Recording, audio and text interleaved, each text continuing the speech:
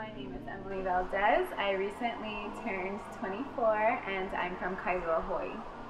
YIREH officially started in 2014, but I've been going to Indonesia for 5 years before that. And so I had met this little girl in Indonesia the first year that I went that became like my best friend there. She was like my little sister, my partner, and like a lot of the different activities I would do. And ever since then, I've gone back every year and have like found her. And it's literally like a hunt. Like I have to go find her because she doesn't have, now she has social media, but she didn't before. And so I'd be on my motorbike like, Sumi, like where are you, Sumi? And one year that I went and her family was like really struggling to pay for her school. And schooling there is, it's not free like we have. You have to pay kind of a lot for a local person to go. So most people don't get to go and they just automatically start working in restaurants or being a massage therapist or things like that, or painting nails. And Sumi's family didn't want that for her. They wanted her to be educated, but they came from a very small village. I think they made about $80 a month, and school would probably cost, and they had 2 children, and it's about $100.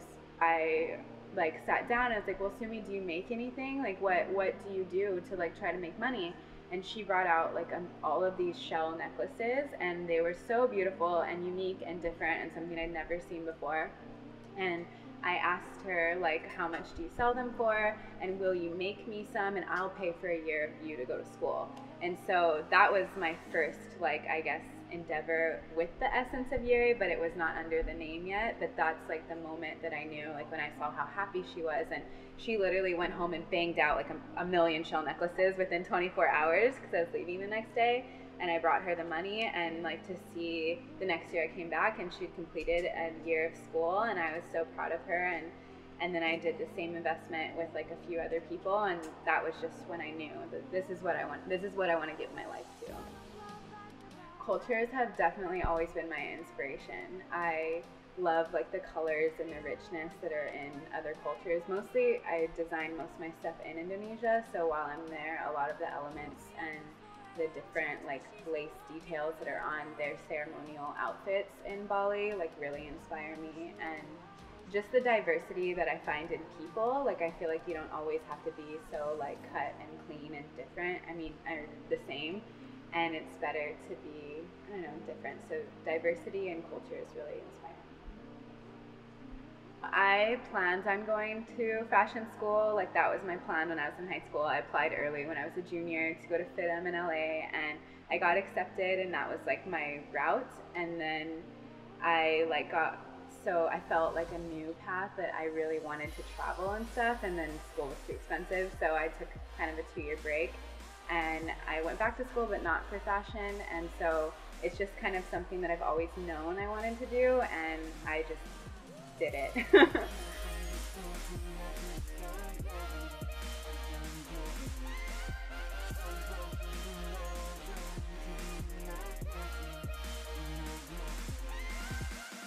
YIREH means will provide. So the spirit definitely is that of giving back. Like it's not just about a brand or building like consumerism and like stuffing a product down people's faces. I very much care and value the customers and the people and everyone that is involved within. Sometimes it's actually super lonely. Like I'm here by myself, I'm doing everything by myself right now and designing, and when you're pioneering something new, no one can really come beside you and know your exact vision. It's you're at the forefront, and so no one fully understands, and so that can kind of get lonely. When I first brought the first designs back, everything sold out within like a month, and I was like, whoa, I did not expect this. So that was like a really big shock, and I didn't even, something I didn't expect.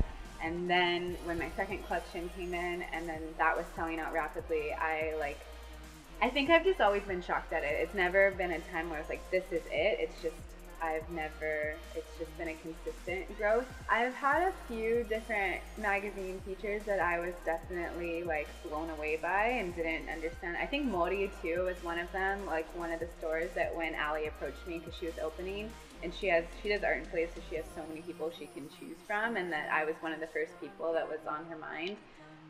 That really, like, I was like blown away and honored. And then also, I think when Revolve Clothing picked me up at their website, a popular like fashion website, I was also blown away, and I was like, wow, I fit in with all of these other like big name brands. It's always just such a shock to me. Like, I never automatically put myself there, but when other people do like give me compliments like that or tell me that, I'm just like taken aback. Like, whoa, really? Like, you think that?